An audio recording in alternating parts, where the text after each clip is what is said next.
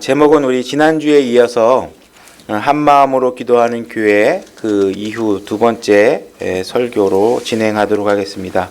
본문은 지난주하고 똑같이 사도행전 1장 13절 14절 말씀입니다.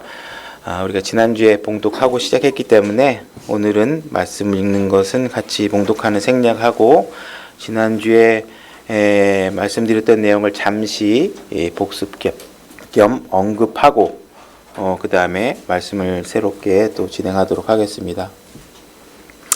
우리가 지난주에 말씀 전해드렸던 내용들은 우리 초대교회가 처음 시작할 당시에 오순절 성령님을 맞이하기 이전부터 교회 성도들이 기도로 그 예배를 모임을 교회를 시작하고 있었다는 사실들을 말씀을 나눴었죠. 그래서 항상 우리가 교회가 시작될 때 우리가 무슨 일을 할 때 항상 기도로 준비하고 무엇을 하는 일은 굉장히 중요한 의미가 있어 보인다고 말씀을 드렸습니다. 그리고 또 우리가 교회 안에서 기도하면서 우리가 또한 빼놓지 말고 기도해야 될 부분은 뭐냐 하면 우리의 죄들을 자백하는 기도를 끊임없이 해야 된다고 말씀을 드렸습니다. 그죠? 우리가 구원은 받았지만 아직 우리가 아직 죄악된 세상 가운데 우리가 살고 있기 때문에 우리가 걷고 행하는 모든 행로들 가운데 있는 모든 세상의 행로들이 이 세상의 통치자에 의해서 장악되어져 있고 세상의 통치자인 사탄에 의해서 아직 지배되고 있기 때문에 우리가 지나다니다 보면 우리의 때가 묻겠죠. 그래서 우리가 수시로 우리가 알고 지었던 아니면 잘 모르고 짓던 우리 죄들에 대해서 끊임없이 자백하고 회개를 해야 된다. 그래야만이 우리가 하나님과 우리 사이에 걸림돌이 빨리 제거될수록 우리의 신앙생활이 훨씬 수월할 수 있고, 그죠? 우리의 걸림돌이 빨리 제거돼야만 우리가 형제 자매들 가운데 우리가 서로 사랑으로 세워가는 데 있어서도 모든 문제들을 수월하게 해결할 수 있다. 이런 이야기의 요지의 말씀을 나눴습니다. 자, 오늘 말씀을 또 이어나갈 건데 우리가 아직까지 우리가 세상에 아직 우리가 살고 있는 동안에는 아직 우리가 죄의 육신을 입고 있는 동안에는 죄로부터 자유로울 수가 없죠. 그래서 우리가 구원받은 때에 사함받은 죄와 그리고 우리가 신앙생활 하면서 매번 우리가 자유로울 수 없는 그 죄 가운데에서 끊임없이 우리가 신앙생활을 올바로 관리해야 된다 하는 말씀을 이어나가도록 하겠습니다. 자, 요한일서 1장 7절로 한번 찾아보도록 하겠습니다. 요한일서 1장 7절입니다. 제가 읽겠습니다. 그러나 그분께서 빛 가운데 계신 것 같이 만일 우리가 빛 가운데 걸으면 우리가 서로 교제하고 또 그분의 아들 예수 그리스도의 피가 모든 죄에서 우리를 깨끗하게 하느니라. 자, 우리가 어둠에 있다가 하나님의 자녀로 구원을 받게 되면 여러분들의 모든 죄는 예수 그리스도의 핏값을 지불한 걸로 인해서 우리의 모든 죄가 깨끗하게 됩니다. 여기서 모든 죄라는 건 말 그대로 모든 죄입니다. 결국 이 모든 죄의 포함에 사각지대에 놓일 수 있는 죄는 아무것도 없습니다. 그래서 여러분들은 분명히 과거의 죄든 현재의 죄든 미래의 죄든 여러분의 모든 죄는 예수 그리스도의 핏값으로 지불되지 않은 부분이 없기 때문에 여러분들의 죄는 깨끗하게 된 것입니다. 근데 8절 보겠습니다. 만일 우리에게 죄가 없다고 우리가 말하면 우리가 우리 자신을 속이며 또 진리가 우리 속에 있지 아니하니라. 이렇게 돼요. 우리가 분명히 구원받을 때 죄는 사함을 받았지만 그럼에도 불구하고 우리가 또 죄가 없다고 말하면 그것은 거짓말이다. 이런 얘기를 하고 있는 것이죠. 그죠? 그러나 우리가 분명히 구원받을 때 죄는 사함을 받았지만 우리가 이 세상에서 살면서 끊임없이 죄 가운데 노출이 되고 우리는 아직 육신의 연약함 가운데 놓여 있어서 죄를 계속 짓게 되는 거죠. 매일 삶에서. 그래서 우리가 죄가 없다고 얘기하면 그것 또한 거짓말이다라고 분명히 얘기하고 있습니다. 그래서 우리가 이 구원받을 때 우리의 죄의 문제와 매일 신앙생활할 때의 죄의 문제를 올바로 이해하지 않으면 잘못된 오판을 할 수 있겠죠. 이미 죄는 다 사함을 받았기 때문에 더 이상 죄를 지을 수 없다라는 어떤 단편적인 이야기에 우리가 왜곡되면 균형 있게 우리 죄의 문제를 바라볼 수가 없습니다. 9절 만일 우리가 우리의 죄들을 자백하면 그분께서는 신실하시고 의로우사 우리의 죄들을 용서하시며 모든 불의에서 우리를 깨끗하게 하시느니라. 그래서 우리가 죄를 자백해야 된다는 이야기는 여러분들이 받은 구원의 신분을 유지하기 위해서 죄를 자백해야 된다고 얘기하는 것이 아닙니다. 우리는 이미 구원받을 때 여러분들의 신분은 확보됐고 이 확보된 신분은 결코 빼앗기거나 하지 않습니다. 그러나 우리가 그 이후에 죄의 문제들을 자백해야 하는 것은 바로 주님과 우리와의 관계가 깨끗하게 유지될 수 있도록 그리고 걸림돌이 되지 않도록 하기 위해서 하는 것이죠. 그죠? 그래서 이건 구원의 문제와는 다른 문제다. 우리가 요한복음 13장 1절로 또 한번 가보겠습니다.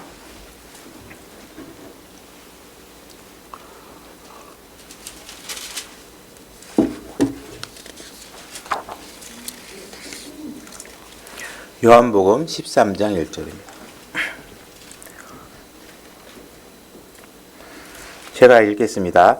이제 6월절 전에 예수님께서 자기 때가 이르러 자기가 이 세상을 떠나 아버지께로 가야 할 줄 아시고 세상에 있던 자기 사람들을 사랑하시되 끝까지 사랑하시니라. 끝까지 사랑하신다고 말씀해 주시고 있습니다.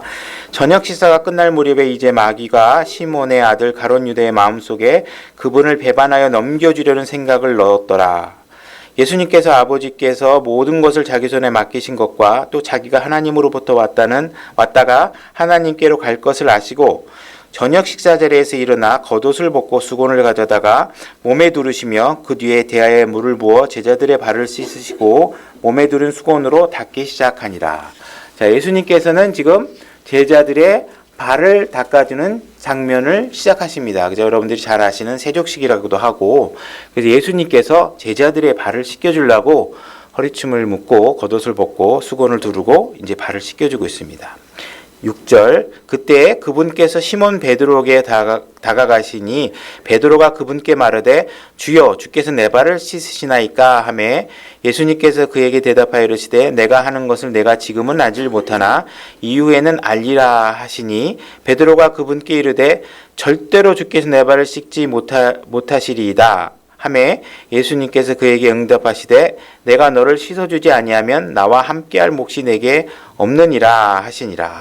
자, 예수님께서 베드로의 발을 씻어주려고 가니까 베드로가 지금 펄쩍 뛰면서 예수님께서 어떻게 제 발을 씻겨주십니까? 그거 절대로 안 됩니다. 이렇게 해가지고 예수님이 지금 하려고 하는 그 행위를 막죠. 그죠? 그러나 이것은 분명히 우리가 상식적으로는 우리가 알 수 있지만 예수님께서 그 하려는 의도를 베드로는 제대로 이해하지 못하고 있는 것이죠. 그래서 지금 예수님께 칭찬받지 못하는 반응을 계속하고 있는 겁니다.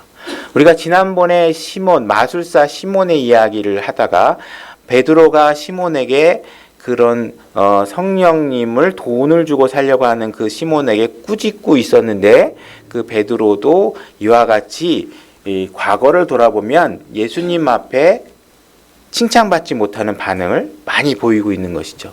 그래서 여기 세족식에서도 분명히 베드로는 이거 그렇게 하시면 안 됩니다 하고 예수님의 깊은 뜻을 이해하지 못하고 예수님의 행동을 막는 이런 일들을 하고 있는 것입니다. 그래서 예수님께서 이걸 씻지 않으면 지금은 네가 이 뜻을 잘 모른다.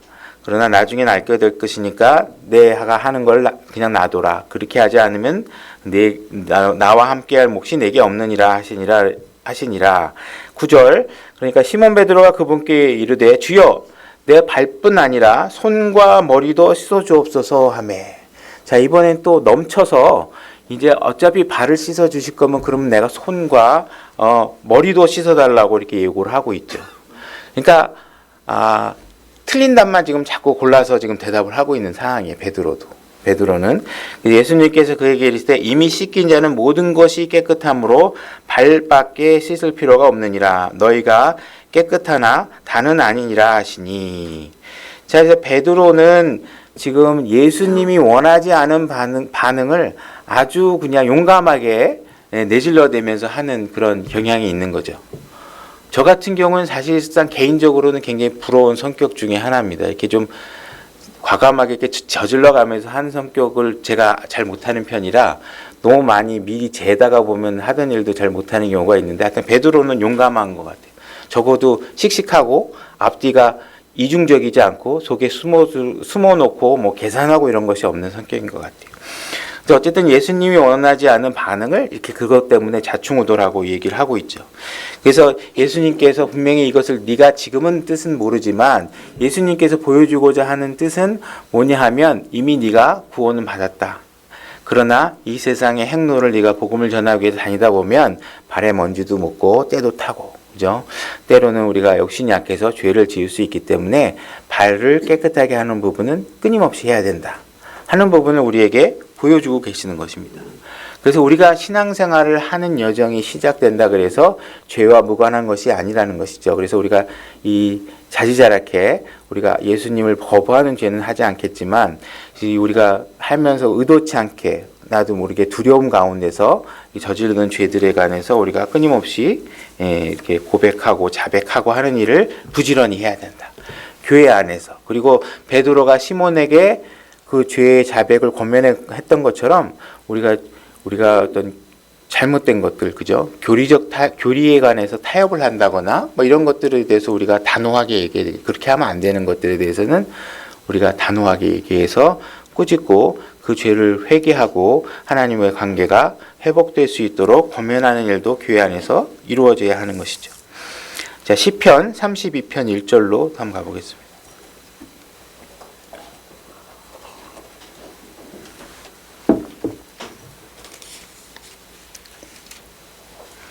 시편 32편입니다. 자, 다윗도 베드로와 예수님께서 베드로를 통해서 알려주셨던 것과 같은 비슷한 고백을 하고 있습니다. 제가 읽겠습니다. 자기 범법을 용서받고 자기 죄가 가려진 자는 복이 있도다. 영 안에 간사함이 없고 주께서 불법을 인정하지 아니하는 사람은 복이 있도다. 하나님께서는 우리에게 자신의 의를 전가해 주시고 우리의 죄를 예수 그리스도의 피로, 예수 그리스도의 옷으로 가려주셨습니다. 그리고 하나님께서 더 이상 우리에게 죄의 문제를 더 이상 주님 앞에 계수하지 않겠다고 하고 말씀하고 계시는 것이죠. 이것은 하나님의 사랑과 긍휼이 얼마나 큰지를 보여주는 말씀이라고 할 수 있습니다. 3절, 내가 잠잠할 때에 하루 종일 신음하였으므로 내 뼈가 쇠하였나니 밤낮으로 주의 손이 나를 무겁게 누름으로 내 진액이 여름 가뭄으로 변하였나이다. 셀라. 내가 주께 내 죄를 시인하고 내 불법을 숨기지 아니하며. 분명히 우리가 1절에서 하나님께서 자기의 죄를 다 가려주셨고 계수하지 않겠다고 했는데도 불구하고 다윗은 또다시 내 죄를 시인하고 불법을 숨기지 아니하며 또 이르기를 내 범법들을 주께 자백하리이다 하는 말을 고백을 하고 있습니다.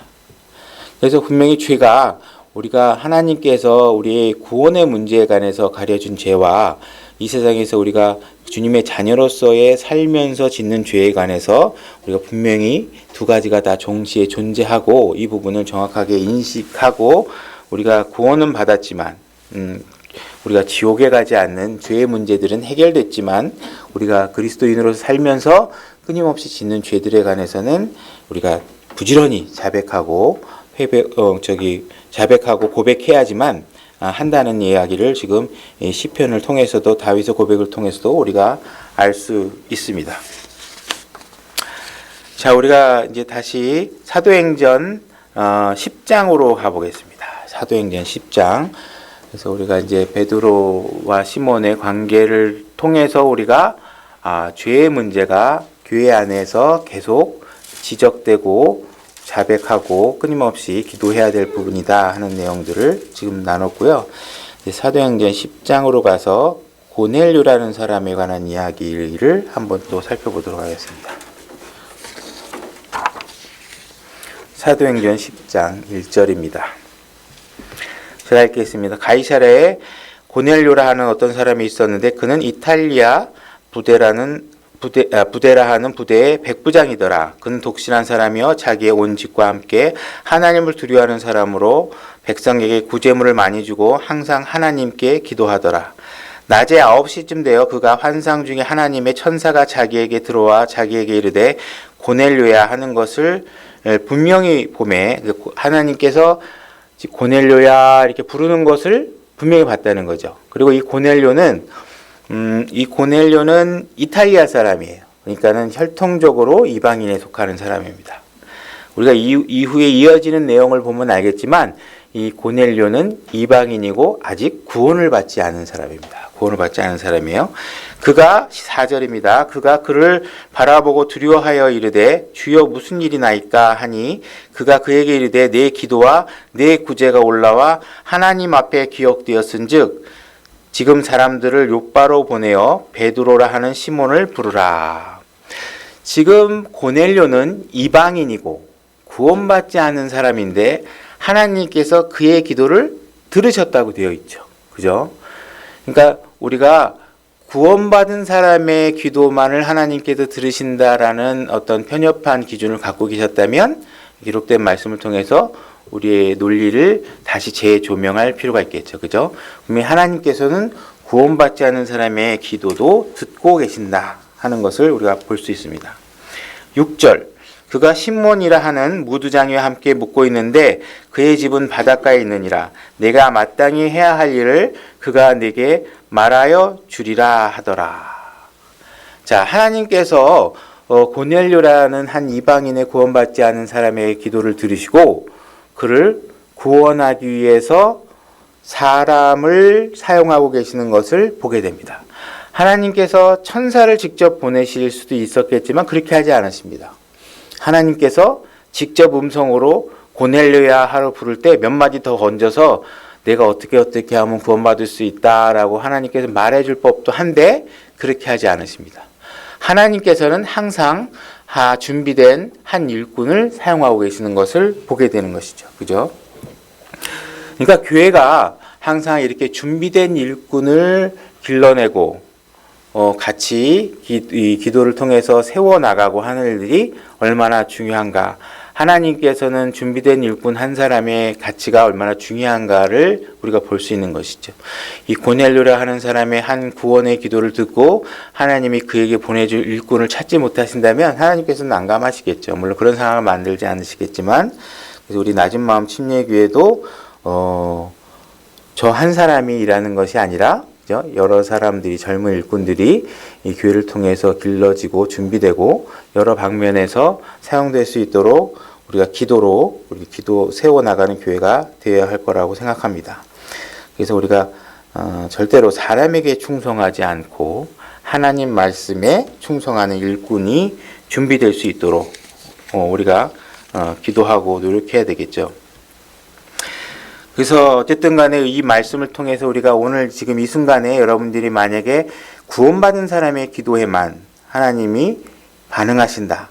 물론 하나님께서는 자기의 구원받은 자기 자녀들에 대한 더욱 특별한 관심과 애정을 갖고 계신다는 이야기에 우리가 부인할 필요는 없겠죠. 분명히 그렇게 특별한 애정을 갖고 계실 겁니다. 그렇지만 하나님께서는 지금 이 땅에 있는 한 혼이라도 더 구원하기 위한 애정 또한 하나님의 모든 창조물에게 골고루 갖고 계시기 때문에 기도하는 자의 기도는 굉장히 구원받지 않는 사람의 기도조차도 하나님께서 관심을 갖고 계신다 하는 내용을 우리가 잊어서는 안 될 것입니다. 그 다음에 우리가 또 마가복음 5장으로 가보겠습니다. 마가복음 5장.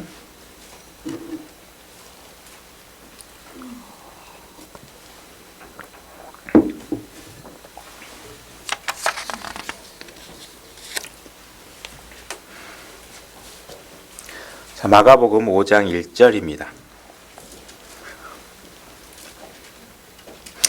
제가 읽겠습니다. 그들은 예수님과 제자들을 얘기합니다. 여기서 그들이 바다 저편으로 가서 가다라 사람들의 지방으로 들어가니라. 그분께서 배에서 나오셨을 때 부정한 영 들린 사람이 즉시 무덤들 속에서 나와 그분을 만나니라. 그 사람이 무덤들 가운데 거하는데 아무도 그를 쇠사슬로도 결코 묶을 수 없었으니, 부정한 영 들린 사람을 예수님과 제자들이 만나게 되는 겁니다. 근데 이 부정한 영 들린 사람이 굉장히 힘이 세서 결코 묶을 수 없는 이런 상황에 놓여 있다, 이렇게 얘기하고 있습니다. 4절. 이는 여러 번 족쇄와 사슬로 그를 묶었으나 그가 사슬을 끊고 족쇄를 산산이 조각내었기 때문이더라. 아무도 능히 그를 복종시키지 못하더라. 그가 늘 밤낮으로 산이나 무덤에서 소리를 지르며 돌로 자기 몸을 베고 있더라. 그러나 그가 멀리서 예수님을 보고 달려와 그분께 경배하고, 부정한 영 들린 사람이 예수님을 보자마자 그분께 달려온 겁니다. 경배하고 7절. 큰 소리로 부르짖으며 이르되 지극히 높으신 하나님의 아들 예수님이여, 내가 당신과 무슨 상관이 있나이까? 하나님을 두고 간청하건대 나를 괴롭히지 마옵소서 하니, 이는 그분께서 그에게 이르시기를 너 부정한 영아 그 사람에게서 나오라 하셨기 때문이더라. 그분께서 그에게 이르시되 내 이름은 무엇이냐 하시매 그가 대답하여 이르되 내 이름은 군단이오니 이는 우리가 많기 때문이니다 하고, 그분께 몹시 간청하여 그분께서 자기들을 이 지방에서 내보내지 마실 것을 구하더라. 이제 거기에 큰 돼지떼가 산 근처에 먹고 있었으므로 모든 마귀들이 그분께 간청하여 이르되 우리를 돼지들에게로 보내사 우리가 그것들 속으로 들어가게 하소서 하매. 예수님과 제자들이 지나가다 부정한 영 들린 사람을 만났고, 부정한 영 들린 사람이 예수님께 와서 간청을 합니다. 나를 내쫓지 말아달라. 이 마을에서 내쫓지 말아달라. 그러나 이제 너희가 뭐냐, 이름이 뭐냐니까 뭐 군단들이다, 뭐 마귀들이 뭐 떼거지로 들어있는 것 같아요. 그래서 이 마귀가 예수님께 간청을 합니다. 우리를 보내지 말고 저 돼지떼들 속으로 들어가게 해달라고 간청하는 거예요. 자, 이 이야기가 지금부터 시작되면서 약 3가지 부류의 사람이 예수님께 간청하고 기도를 합니다. 자, 지금 첫 번째 대상이 나왔죠. 부정한 영, 마귀가 예수님께 요구를 합니다. 간청합니다. 기도하는 거거든요. 나를 돼지떼들 속으로 넣어달라고 기도합니다. 예수님께서 이들의 기도를 들어주셨는지 거절하셨는지 다음을 보겠습니다. 13절. 즉시 예수님께서 그들에게 허락하신즉, 그러니까 마귀들의 기도를 예수님께서 들어주셨나요? 안 들어주셨나요? 들어주셨죠. 그죠? 들어주셨어요. 허락하신즉 그 부정한 영들이 나가서 돼지들 속으로 들어가니 2,000마리쯤 되는 그때가 경사진 곳을 세차게 내리다라 바다에 빠져 바다에서 숨 막혀 죽으니라. 예수님께서는 지금 분명히 마귀의 기도도 들어주시는 거예요. 요구하니까 들어주셨다는 겁니다. 자, 그 다음에 이런 일이 벌어지니까 자기 돼지떼들을 잃어버린 주인들이 있죠. 그 사람들이 어떤 행동을 하는지 한번 보겠습니다. 14절. 돼지를 치던 자들이 도망하여 그 도시와 지방에서 그것을 구하니, 그러니까 이 사람들이 놀래서 도망다니면서 지금 일어났던 일을 막 지방 사람들에게 아니면 또 치리자들에게 가서 고한 겁니다.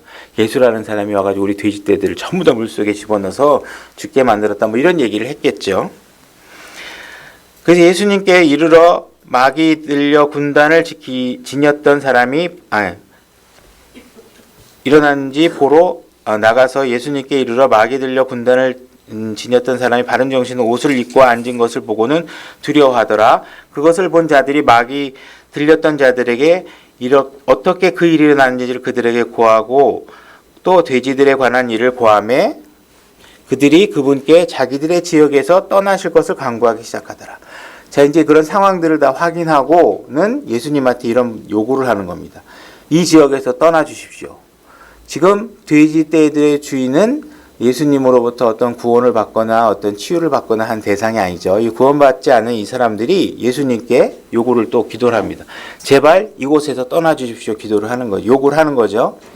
그랬더니 그분께서 배에 오르실 때에 이 예수님께서는 이 구원받지 않은 무리들의 기도도 요구도 들어주십니다. 그래서 배에 올라타십니다. 알았다. 내가 떠나겠다 하고 올라타십니다. 근데 이렇게 올라탈 때 마귀 들렸던 사람이 그분께 간구합니다. 자, 마귀 들렸던 아까 악한 영이 부정한 영에 휩쓸려가지고 쇠사슬로 묶어도 끊을 수 없이 그렇게 발악을 했던 사람이 올바른 정신이 들어온 다음에 예수님한테 와서 부탁을 하는 겁니다. 이분이 간구를 합니다.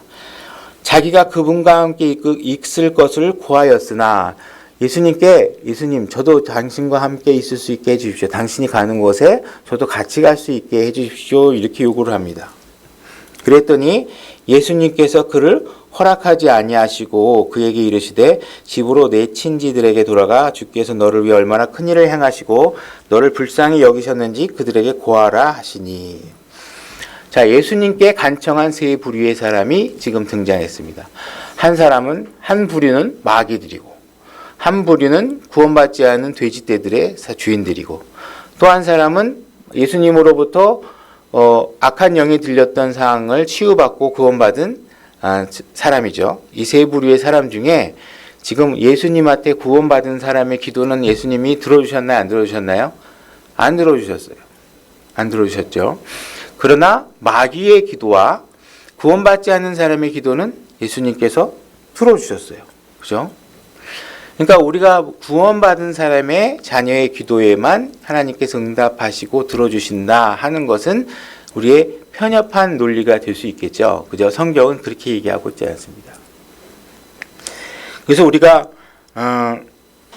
하나님에 관해서 우리가 선하다는 말을 쓰잖아요. 하나님은 선하다. 선하다라는 말은 영어로 good이에요. good. 하나님은 right, 옳거나 wrong, 틀리거나 아니면 뭐 evil, 악하거나 이런 단어로 규정하지 않고 하나님은 굿하다 이렇게 표현을 하고 있어요. 그죠? 그래서 하나님이 굿하다라는 표현은 여러분들이 조금 하나님은 항상 정답이야. 하나님은 항상 옳은 일만 하셔. 하나님은 항상 맞는 일만 하셔. 우리의 생각에 옳다고 생각하는 것만 하셔. 이런 생각이 있으면 하나님을 규정하는 폭이 굉장히 좀 제한되는 편이 있어요. 하나님이 굿하시다는 것은 무엇이냐면 하나님은 악한 것도 사용하시고, 그죠? 하나님께서는 때로는 우리가 부당하다고 생각하는 일도 하시는데 하나님은 최종적으로 무엇을 사용하시든 그 결과는 굿한 결과를 만들어내시는 분이세요. 그러니까 하나님이 항상 선하다고 하는 이야기는 우리가 생각할 때 이건 맞는 말이야, 틀린 말이야, 이렇게 단편적으로 오른쪽이냐 왼쪽이냐 이렇게 규정돼서 생각하는 거는 하나님의 속성을 굉장히 제한적으로 생각하시는 거예요. 하나님은 때로는 우리에게 악한 일도 허락하세요. 때로는 하나님이 우리가 목리를 부르면 너 더 살아봐야 별로 좋지 않은데도 우리가 원하면 허락하세요. 그렇지만 하나님이 그 허락하셨다고 해서 그게 항상 우리를 위해서 꼭 내가 생각하기에 좋은 일이냐? 그건 아니란 말이에요. 내가 생명이 늘어나서 좋은 일일 수 있지만 하나님이 보시기엔 그런 것들이 뒤죽박죽 하나님이 다 골고루 복잡한 계산을 통해서 하나님은 굿한 결과를 만들어내시는 분이라는 거예요. 그러니까 우리가 항상 하나님의 속성을 이야기할 때 때로는 우리 눈에 악해 보이는 일이 보이지만 결국은 하나님께서 이 결과를 굿한 결과를 만드시겠다고 하는 하나님의 그 굿한 속성을 조금 더 광범위하게 우리가 이해하실 필요가 있어요. 그래서 하나님이 왜 마귀의 기도를 드리지? 마귀하고 밥도 먹으면 안 되는데, 죄인들하고 밥도 먹으면 안 되는데, 이렇게 우리가 단편적으로 생각하면 교제가 안 되죠, 아무것도. 그러니까 우리가 하나님은 때로는 우리에게 구원받지 않은 사람에게도 가게도 하고, 때로는 우리가 악한 사람을 만나게도 하지만 그 결과를 통해서 우리가 하나님의 선한 결과를 도출해내준 하나님이라는 더 높은 수준의 영역에 있는 하나님을 여러분들이 조금 이해하실 필요가 있다. 잘 이해가 설명이 됐는지 모르겠는데 제가 조금 더 개념이 정확하게 잘 정리가 되면 나중에 한번 다시 또 얘기할게요. 사도행전 12장으로 한번 가보겠습니다. 사도행전 12장 1절 제가 읽겠습니다. 이제 그 무렵에 헤롯 왕이 교회에서 몇 사람을 괴롭히려고 자기 손을 뻗치고 요한의 형제 야고보를 칼로 죽이니라. 또 그가 유대인들이 그 일을 기뻐하는 것을 보았으므로 더 나아가 베드로도 잡으려 하였는데 그때는 무교절 기간이더라. 그가 그를 붙잡아 감옥에 가두고 군사가 4씩인 4소대에 맡겨 지키게 하였으니 이것은 이스터가 지난 뒤에 그를 백성에게로 끌어내려 함이라. 지금 요한의 형제 야고보가 칼로 죽임을 당한 상태고 그러자마자 이 일을 했더니 유대인들이 좋아하는 것을 보고 더욱더 힘을 내서 여론이 좋다는 것을 알고 베드로를 붙잡았습니다. 그죠? 베드로를 붙잡아가지고 감옥에다 가두고 군사를 4명씩이나 4수도에 맡겨 아주 철저하게 감독을 한 것 같아요. 지금 이런 상황이라면 베드로 입장에서는 굉장히 많은 것이 두렵겠죠. 지금 방금 전에 야고보가 죽은 상황도 벌어졌고 자기도 이러다가 어쩌면 이렇게 죽을 수도 있을 상황이고 그런 상황이 벌어지는 거죠. 그런 상황을 교회의 형제 자매들이나 다른 사도들이 그 상황을 지금 목도하고 그 지켜보고 있는 상황이죠. 5절. 그러므로 베드로는 감옥에 갇혔으나 교회는 그를 위하여 끊임없이 하나님께 기도하더라. 자, 베드로에게 지금 위협이 가해지고 있는 거죠. 위협이 점점 극도로 강해져서 이제 예수 그리스도의 이름을 들먹이는 사람들의 목을 자르는 정도도 이제 여론의 힘을 입어서 쉽게 할 수 있는 상황이 된 거예요. 그래서 베드로를 감옥에 놓으니까 지금 교회 성도들이 제일 먼저 반응한 방법이 뭐냐 하면 기도하는 겁니다. 기도하는 거. 지금 같은 상황이라면 우리가 어떤 게 더 상식적일 것 같아요? 거리에 나가서 정부 청사 앞에 가서 베드로를 풀어내라. 현수막을 두고 거리 행진을 하고 교회 성도들이 전부 다 모여가지고 베드로 석방 뭐 이런 거 외치고 다닐 것 같잖아요. 근데 지금 이 초대교회 사람들이 한 이야기는 행동은 뭐냐 하면 그런 거 한 거 아니에요. 함께 모여서 끊임없이 하나님께 기도하는 겁니다. 그리스도인의 해결 방법은 하나님과의 관계 속에서 기도 속에서 실마리를 시작하셔야 되는 거예요. 그 이후에 하나님의 필요에 의해서 뭐 데모를 하든 뭐 하는 방법이 일어날지는 모르겠지만 어쨌든 우리의 시작은 그런 데서 시작돼서는 절대로 안 되는 것이죠. 6절. 헤롯이 그를 끌어내고자 할 때 바로 그날 밤에 베드로가 두 군사 틈에서 두 사슬에 묶인 채 잠을 자는데 간수들은 문 앞에서 감옥을 지키더라. 보라, 주의 천사가 그에게 이르매 감옥 안에 한 광채가 빛나더라. 그가 베드로의 옆구리를 쳐 그를 일으켜 세우며 이르되 빨리 일어나라 하니 그의 사슬이 그의 손에서 풀려 떨어지더라. 지금 천사가 나타나서 베드로의 옆구리를 치고 일으켜 세워서 지금 손에 묶였던 쇠사슬 아까 막 엄청나게 묶고 막 간수들이 막 이게 지켜보고 있는 가운데서 천사들이 나타나가지고 그의 손이 지금 풀린 상태예요. 천사가 그에게 이르되 띠를 메고 내 신을 동여매라 하거늘 그가 그대로 하니 천사가 또 그에게 이르되 내 옷을 입고 나를 따라오라 하매. 여기서 제가 지난번에도 다른 기회 때 말씀드리겠지만 허리에 띠를 맨다 하는 것은 우리가 이제 어떤 행동을 할 때 우리가 이제 물론 기본적으로 허리에 띠를 매서 이제 바지춤을 올바로 잡고 움직이기 좋은 방향으로 하는 거지만 우리가 천사가 베드로를 잡아채면 우리가 하나님께서 허리에 있는 띠를 탁 잡아당기면 사람의 동선이 확 몸이 휩니다. 그죠? 허리를 딱 잡아챌 때 사람이 휘어져요. 그러니까 우리가 주님에 이끌어 가기 위해서 말씀으로 이렇게 허리를 동여매면 하나님의 말씀에 의해서 우리 몸이 움직이게 되는 것이죠. 그래서 그런 의미에서의 띠를 성경에서 자주 얘기를 하게 됩니다. 띠를 메고 이렇게 입고 나를 따르라 하며 그가 나와서 그를 따라가며 천사가 하는 것이 사실인 줄 알지 못하고 자기가 환상을 본 줄로 생각하더라. 지금 베드로는 이게 지금 꿈인지 생시인지 지금 천사인지 사람인지 구분이 안 되는 상황에서 상상할 수 없는 일들이 벌어지고 있는 거예요. 그래서 이게 뭐지? 하고 지금 따라 나온 상황에서 그 천사가 하는 대로 막 그냥 끌려 나온 겁니다. 10절. 그들이 첫째와 둘째 간방을 지나 도시로 인도하는 쇠문에 이르렀는데 그 문이 그들을 향해 저절로 열리므로 그들이 나와서 한 거리를 지나매 천사가 곧 그를 떠나더라. 베드로가 정신이 들어 이르되 이제야 내가 주께서 자신의 천사를 보내사 나를 헤롯의 손과 유대인 백성의 모든 기대에서 건지신 줄 확실히 아노라 하며 그 일을 깊이 생각한 뒤에 마가라 하는 요한의 어머니 마리아 집으로 갔는데 거기에 많은 사람이 함께 모여 기도하고 있더라. 자, 베드로가 풀려나서 자기의 교회 성도들이 있는 집을 찾아간 것이죠. 그랬더니 그들이 하고 있는 것이 뭐예요? 기도하고 있더라. 이 얘기를 하고 있습니다. 베드로를 위해서 기도하고 있었겠죠. 뭐라고 기도했는지는 기도문이 나와 있지 않으니까 우리가 알 수는 없지만 분명히 기도를 하고 있었어요. 그래서 베드로가 바깥문에 문을 두드리매 로다라 하는 여자아이가 들으려고 나왔다가 베드로의 음성인 줄을 알고 반가워서 바깥문을 열지 아니한 채 뛰어들어가 베드로가 바깥문 앞에 서 있다고 말하매 자, 로다라는 사람이 나가다가 베드로의 음성을 딱 듣고서 베드로네 하고서는 잘 이해는 안 가지만 가면 빨리 문을 열어줬으면 좋겠는데 문을 안 열어주고 다시 뛰어들어간 겁니다. 그들에서 자기 형제들에게 교회에 사는 성도들에게 얘기하는 거죠. 지금 베드로가 바깥에 와 있다 그랬더니 그들이 그녀에게 이르되 뭐라 그러냐면 내가 미쳤다. 너 미쳤구나. 이렇게 얘기를 하는 거야. 너 미쳤구나. 이렇게 얘기를 하는 거야. 하니 그녀가 확고히 단언하여 참으로 그러하다 하니 이에 그들이 이르되 그것은 그의 천사라. 이 미쳤다 그러다가 그 여자가 아닙니다. 진짜 베드로가 맞습니다. 그러니까 이제는 어떻게 얘기를 하냐면 그러면 그건 아마 그 베드로가 아니라 그게 천사일 거야. 천사. 이렇게 얘기를 하고 있는 겁니다. 그러나 베드로가 계속해서 두드림으로 그들이 문을 열어 그것을 보고 놀라거늘 그가 그들에게 손짓하여 그들을 잠잠하게 하고 주께서 그들을 감옥에서 데리고 나오신 것을 그들에게 밝히 알리며 또 이르기를 가서 이 일들을 야고보와 형제들에게 보이라 하고 떠나서 다른 곳으로 가니라.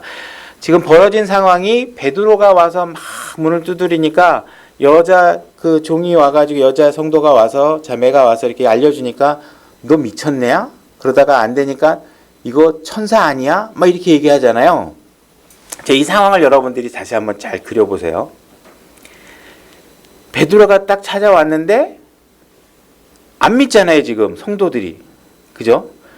이 사람들이 무엇을 기도했는지는 모르지만 앞뒤 관계를 보면 만약에 지금 교회 여러분들이 제가 갔다가 딱 왔을 때 여러분들이 안성식 형제가 빨리 이 교회로 오게 해주십시오 이렇게 기도하고 있었다면 제가 문을 두드리고 들어왔을 때 여러분들이 어떤 반응이 벌어지겠어요? 기도 응답이 됐구나 이렇게 생각하지 않으시겠어요? 근데 지금 상황은 어때요? 베드로가 나타났는데 너 미쳤냐? 그리고 뭐라 그래요? 야 그러면 그건 천사일 거야 천사 이렇게 얘기하고 있잖아요. 그런 건 봤을 때는 어떤 상황이에요? 이들이 베드로가 풀려나기를 기도한 적이 없거나 아니면 기도를 하긴 했는데 이들이 말로는 기도하지만 믿음이 너무 약했거나 둘 중에 하나겠죠. 근데 저는 성경에 분명히 어떤 기도를 했는지를 기록되어 있지 않기 때문에 알 수는 없어요. 그러나 그 결과를 가지고 추정해 봤을 때 오히려 추정 가능한 분의 범위는 어떤 거냐면 이 성도들은 지금 베드로가 감옥에서 풀려나기를 기도한 것은 아니었을 것이다. 그리고 거기에 방점이 있지 않았을 것이다 라고 추정하는 게 더 가능하다는 것이죠. 근데 실질적으로 사도행전의 여러 맥락을 보면 이렇게 기도하지 않았을 개연성이 굉장히 높아요. 실제로 이들이 무엇을 기도했겠느냐? 베드로의 연약함을 너무 잘 알아요. 너 예수를 따르는 사람 아니었냐 그랬을 때 난 아니다. 그런 사람 본 적도 없다고 도망갔고 너 예수님 아니야 그러니까 난 예수님 들어본 적 나는 그런 사람하고 아무 상관도 없다고 그러고 예수님을 부정했던 역사적 기록을 잘 알고 있는 사람들이에요. 그러니까 이 성도들이 뭘 기도했겠어요? 베드로의 연약함을 지켜주시고 그를 더 담대하게 만들어 주셔서 하나님의 일에 누가 되지 않도록, 그죠? 하나님의 사도로서의 신분과 하나님의 자녀로서의 신분으로서 그가 더 담대하게 그 주어진 상황을 헤쳐나갈 수 있도록 기도했을 개연성이 높은 것이죠, 그죠? 그러니까 초대교회 당시에 이 사람들의 기도는 문제를 제거해 달라는 데 있지 않다는 거예요. 그 문제는 이미 있을 수밖에 없는 상황이에요. 쓰레기차 피하면 똥차 만나게 돼 있고 이 문제 해결하면 저 문제가 올 수밖에 없는 상황이에요. 이들의 삶이라는 거. 기도할 수 있는 건 뭐예요? 어떠한 상황이 벌어지더라도, 그죠? 어떠한 문제가 벌어지더라도 이들이 그 환경에서 주저앉지 않고 그가 맡은 일을 충실히 다할 수 있도록 담대하게 해달라고 기도했을 개연성이 굉장히 많다는 것이죠. 그죠? 자, 그 다음에 사도행전 13장의 기도 내용을 한번 또 보도록 하겠습니다. 자, 13장 1절 보겠습니다. 이제 안디옥에 있던 교회에 어떤 대언자들과 교사들이 있었으니 곧 바나바와 니게르라 하는 시므온과 구레네의 루기오와 사분용주 헤롯과 함께 양육받은 마나엔과 사울이더라. 그들이 주를 섬기며 금식할 때에 성령님께서 이르시되 내가 바나바와 사울을 불러서 시킬 일을 위해 그들을 내게로 구별하라 하시니. 자, 이 13장은 이제 바울과 바나바, 이제 사울이 우리가 잘 알고 있는 전도 여행을 떠나기 직전의 바로 모습입니다. 그래서 이 둘을 불러서 하나님께서 선교 여행을 출발시키려고 하고 있는데, 이 선교 여행이 출발되기 전에 이들은 금식하며 기도로 준비했고, 성령님께서 그들에게 나타나셔서 바나와 사울을 구별하라고 명령하십니다. 그 명령을 듣고 이들이 취한 행동도 무엇이냐면 3절, 그들이 금식하며 기도하고 그들에게 안수한 뒤 그들을 보내니라. 자, 최초의 선교 여행을 떠나는 일도 기도로 준비되고 있는 것을 볼 수 있습니다. 자, 교회에서 하고 있는 일들이, 모든 일들이 매번 하나님께서 기도로 준비시키시고 계시는 것을 보게 됩니다. 이처럼 성령님께서 보내신 그들이 실루기아로 떠나 거기서 배 타고 키프로스로 항해하며, 자, 그래서 이쪽 수리아 안디옥에서 실루기아를 지나서 섬으로 들어가는 것이죠. 그래서 키프로스, 사이프러스, 구약에서는 구브로라는 섬으로 들어가서 전도 여행이 시작됩니다. 그래서 성경에서 지금 선교 사역이 시작되는 장면도 이들이 교회가 기도로 준비하고, 특히 금식하며 기도로 준비하고 있는 상황을 보게 됩니다. 그죠? 그래서 하여튼간 살라미하고 바보에 가가지고 이제 총독을 구원하기도 하고 하는 일들이, 이제 역사적인 사건들이 이제 벌어지는 전도 여행이 시작됩니다. 그래서 이렇게 전도 사역도 기도로 시작됐다는 것을 보게 되고, 자, 이제 사도행전 16장으로 한번 가보겠습니다. 사도행전 16장은 사도 바울이 2차 전도 여행 중에 있는 상황입니다. 그래서 사도 바울은 에베소, 그 소아시아 지역이라고 하는 그 당시에 에베소 교회로 가고자 하는 열망이 있었지만 하나님께서 막으시죠. 그래서 그래서 이제 마케도니아 지역으로 이제 기도 중에 이제 마케도니아 지역에서 사도 바울을 초청하는 그런 환상을 보고 마케도니아 지역으로 가게 됩니다. 마케도니아 지역으로 가서 빌립보라는 지역에 들어가서 루디아라는 자주색 장수인가요? 염색하는 장수, 그 루디아 가족을 만나고 그 루디아 가족을 다 구원시킨 다음에 빌립보 지역에 머물다가 점치는 영에 사로잡힌 여자를 보게 됩니다. 그래서 이 주인은 이 점치는 여자애가 점을 치게끔 하고 그걸로 돈을 벌어 먹고 사는 그 주인과 점치는 여자의 관계에 있는 사람을 만나게 됩니다. 근데 이 점치는 여자가 자꾸 쫓아다니면서 사도 바울을 굉장히 귀찮게 굽니다. 그래서 사도 바울이 이 여인에게 그래서 나오라고 하는 일을 하는데 16장 19절로 가겠습니다. 그래서 하도 귀찮게 쫓아다니니까 너 그 여인에게서 악한 영이야, 나쁜 부정한 영 나와라 그래요. 나와가지고 여자애가 멀쩡해졌어요. 그러니까 점을 못 치게 되잖아요. 그러니까 주인이 이제 자기 법벌이가 사라진 상황이 되는 거죠. 19절, 그녀의 주인은 자기들의 이득의 소망이 사라진 것을 보고 바울과 실라를 붙잡아 장터에 있던 치리자들에게 끌고 갔다가 행정관들에게 그들을 데리고 가서 이르되, 이 사람들은 유대인으로서 우리 도시를 심히 어지럽게 하며, 자, 이 사람들이 우리 도시를 굉장히 어지럽게 하는 사람이다라고 이제 또 고자질을 하는 거죠. 로마 사람인 우리가 받아들이거나 준수하기에 적합하지 않은 풍습을 가르친 다음에 무리가 함께 일어나 그들을 대적하니라. 행정관들이 그들의 옷을 찢어 버리고 그들을 때리고 명령하여, 자, 사울을 지금 그 일행을 갖다가 지금 옷을 찢겨서 수치스럽게 만들고, 그 다음에 채찍질하고 감옥에 가두고 간수에게 분바하여 그들을 안전히 지키라 하매. 여러분들은 이렇게 복음을 전하다가 이 정도의 수모나 고통을 당하신 적이 없죠. 물론 어떤 순교를 당하고 하는 일들은 얼마 전까지만 해도 여러 곳에서 있었지만 우리는 아직 이런 정도의 위험은 당해보지 않았습니다. 그러나 사도 바울은 이 정도의 위험과 이런 고난을 감수하고 빚진 자로서의 전도 여행을 다니고 있는 것이죠. 24절, 간수가 이러한 분부들을 받아 그들을 안에 있는 감옥에 밀어넣고 그들의 발을 착고에 단단히 채우니라. 한밤중에 바울과 실라가 기도하고 노래로 하나님을 찬양하며 죄수들이 그들의 말을 듣는데.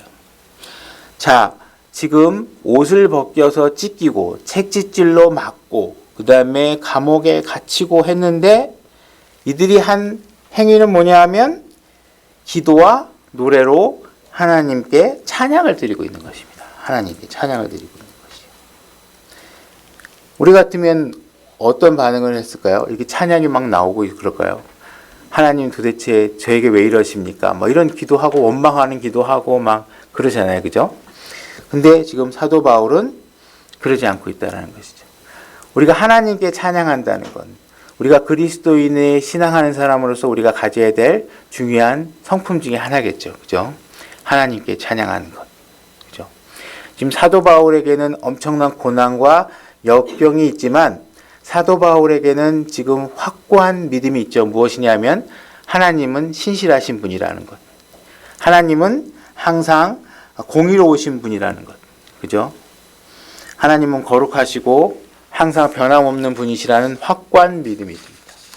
우리도 사도 바울처럼 우리에게 주어진 상황이 어떤 상황이 놓이더라도 우리에게는 확고한 하나님이 계시고 예수 그리스도가 계시다는 상황에 대해서 우리가 믿음을 붙잡아야지만 우리가 파산하지 않겠죠. 그죠?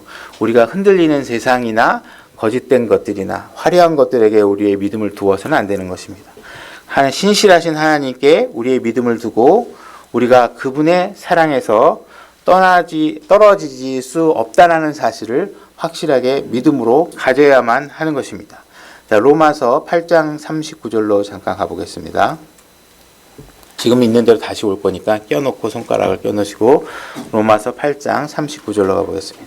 제가 읽겠습니다. 높음이나 깊음이나 다른 어떤 창조물이라도 능히 우리를 그리스도 예수 우리 주 안에 있는 하나님의 사랑에서 떼어놓지 못하리라. 이것은 분명히 하나님의 약속이십니다.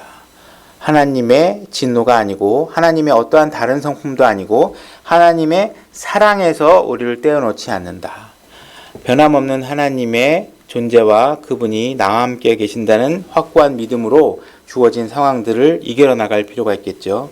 베드로전서 1장 6절 또 한번 찾아보겠습니다. 베드로전서 1장 6절. 베드로전서 1장 6절입니다.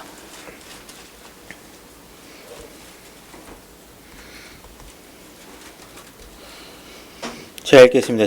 비록 지금은 필요가 있어 너희가 여러 가지 시험으로 인해 잠시 근심하고 있지만 그 구원을 크게 기뻐하나니.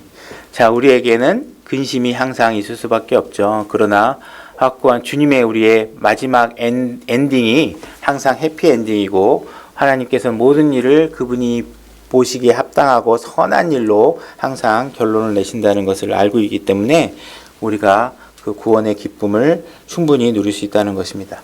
자, 그래서 우리는 항상 주님께 찬양을 할 수 있는 그런 확고한 믿음을 우리가 가질 필요가 있는 것이죠. 지금 사도 바울은 바로 그러한 찬양을 드리고 있는 것입니다. 흔들리지 않는 믿음 가운데서 주님께 그분이 이러한 역경들을 어떻게 선하게 인도하실지를 알고 있기 때문에 그 사도 바울은 기쁨으로 하나님께 찬양을 드리고 있는 것입니다. 자, 사도행전 다시 16장 26절로 가보겠습니다.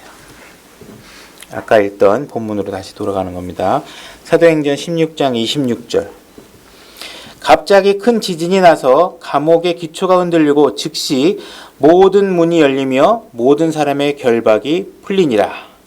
감옥의 간수가 잠에서 깨어 감옥 문들이 열린 것을 보고 죄수들이 도망한 줄로 생각하여 칼을 빼서 자결하려 하거늘 바울이 큰 소리로 외치며 이르되 내 몸을 해하지 말라. 우리가 다 여기 있노라 하니 그때 그가 등불을 요청하며 뛰어들어가 떨면서 바울과 실라 앞에 와서 엎드리고 그들을 데리고 나와 이르되 선생님들이여 내가 무엇을 하여야 구원을 받으리이까 하거늘 그들이 이르되 주 예수 그리스도를 믿으라. 그리하면 내가 구원을 받고 내 집이 받으리라 하며 주의 말씀을 그와 그의 집에 있던 모든 사람들에게 말하니라.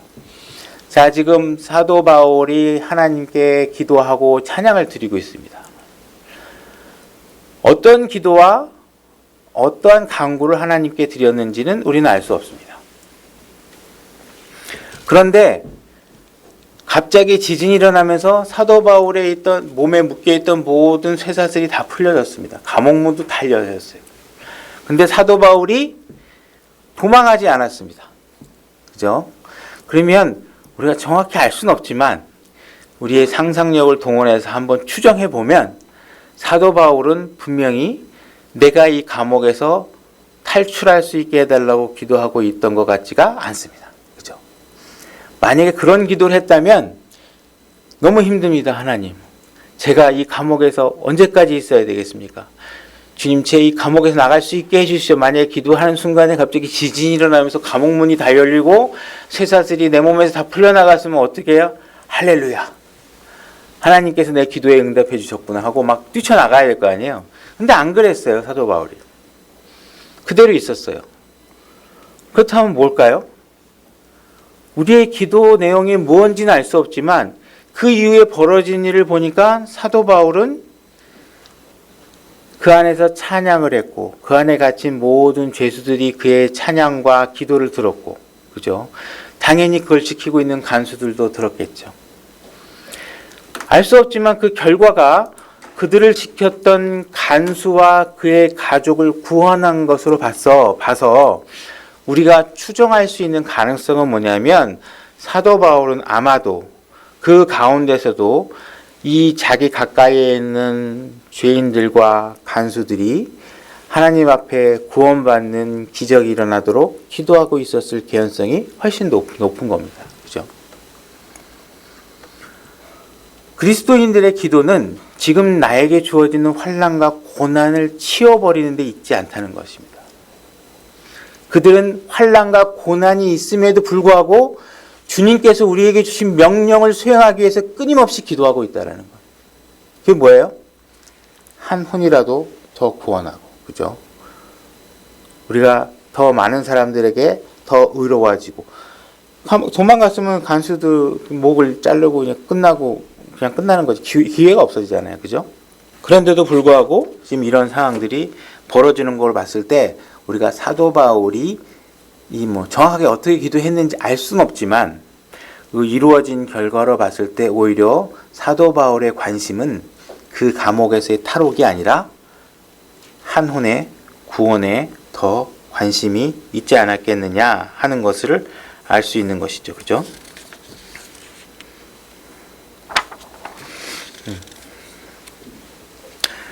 33절, 그밤 바로 그 시각에 그가 그들을 데려다가 채찍 맞은 자리를 씻어주고 자기와 자기의 온 가족이 즉시 침례를 받은 뒤에 그들을 데리고 자기 집에 이르러 그들 앞에 음식을 차려주며 자기의 온 집과 함께 하나님을 믿고 기뻐하니라 되어 있습니다. 자, 이것으로 봤을 때 우리가 그리스도인들이 초대교회 당시에 사도행전을 통해서 흐르고 있는 그들의 기도의 맥락에는 그들은 환난을 두려워하지 않았고 환난을 피하지도 않았습니다. 적어도 이들이 초대교회 당시 하나님께서 너희들이 성령이 임하고 난 뒤에 해라. 그죠? 성령이 임하고 난 뒤에 너희가 증인이 되도록 해라. 한 이후에 사도들은 그 이전과는 180도 다른 자세를 취하고 있는 것을 보게 됩니다.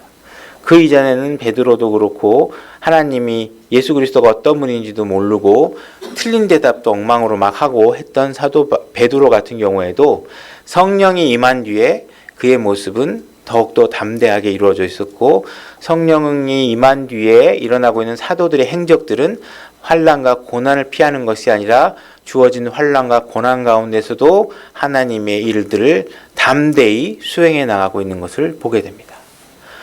오늘날의 우리 신약교회들은 바로 이런 초대교회의 모습에서 우리의 신앙의 여정들을 생각해 볼 필요가 있습니다. 그래서 우리가 너무 교회에서 우리가 뭔가 편안하고 안락하고 우리가 뭔가 복되고 하다는 것들을 너무 세상의 고난을 회피하고 기독교인들끼리 모여서 뭔가 좋은 공간에서 좋은 시설에서 편안하게 안락하게 있는데 방점이 있다면 잘못된 것이겠죠. 그죠? 우리의 기도는 항상 고난과 환난 가운데서도 주님께서 이 땅에서 우리에게 주신 명령들을 수행하고 우리에게 복된 소망에 대한 확고한 기쁨과 그런 소망을 가지고서 우리가 혼의 구원과 그리스도인으로서의 의로움을 실천하는데 우리의 신앙생활의 여정과 그런 것들을 또 기도로 우리가 준비해 나가야 되는 것을 교훈으로 우리가 삼아야 될 것 같습니다.